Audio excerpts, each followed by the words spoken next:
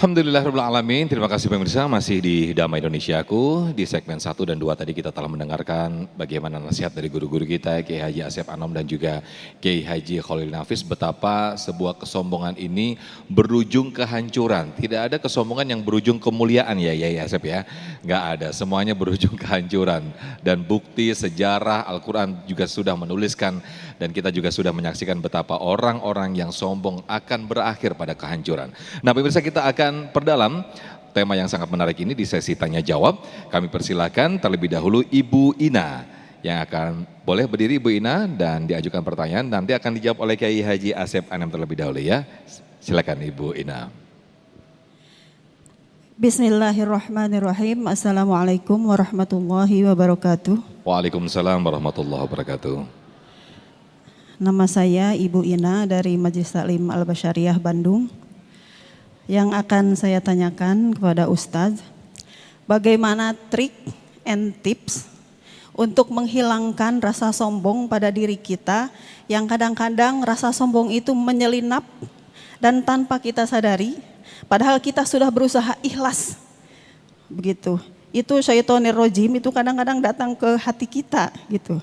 Nah, bagaimana trik and tipsnya menghilangkan seperti itu? Terima Jadi kasih, sebetulnya Ustaz. menurut Ibu Ina tidak ikhlas itu bagian tidak sombong begitu ya Bu ya? Iya, misalnya Oke. gini, Ya.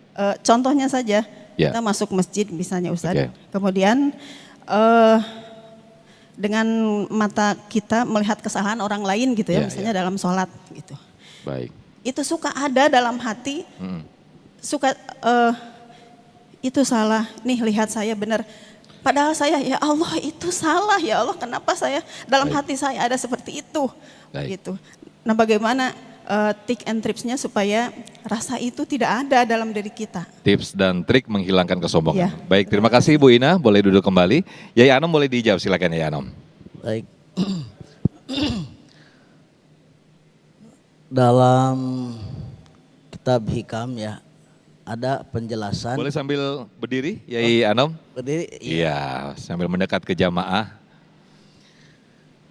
Dalam kitab Hikam dijelaskan bahwa man asbata linafsihi tawaduan fahuwal mutakabbiru haqqo. Barang siapa yang menetapkan dirinya orang tawadu, itu juga merupakan kesombongan yang nyata. Jadi kalau misalnya merasa bahwa saya ini adalah paling ahli dalam ibadah, itu termasuk sombong. Tidak ada orang yang saum sehebat saya. Kalau orang lain mah saumnya cuma Senin Kemis, saya mah Daud. Itu juga sombong. Merasa diri paling tawadu, sombong. Merasa diri paling soleh, sombong. Merasa diri paling cantik, sombong. Dan penyakit-penyakit itu pasti ada pada kita manusia. Sehingga dalam kitab Iqadul Himam dijelaskan, la yakhlu ahadukum bi'aibin aw maradin qalbiyin illal anbiya alaihimus salatu wassalam. Tidak ada seorang pun manusia di muka bumi ini yang terbebas dari penyakit hati. Sombong itu termasuk salah satu penyakit hati. Penyakit hati apa penyakit perut? Hati. Batin. Penyakit hati atau penyakit kulit?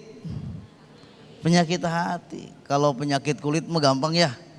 Tinggal cari dokter spesialis kulit. Kasih skincare yang bagus. Dioles 3 bulan juga kinclong. Tapi kalau penyakit hati bagaimana mengobatinya gitu kan?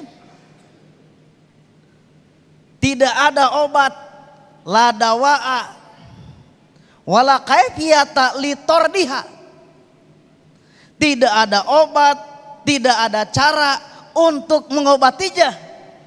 Illa bimudawamati dzikri sirron wa jahron.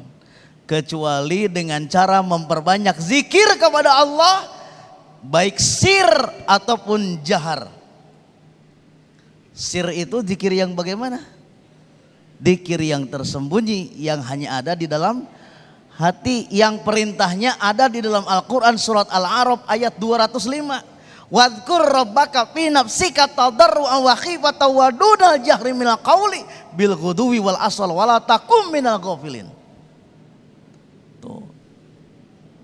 Zikir dengan hati. Yang kedua, zikir dengan mulut kita.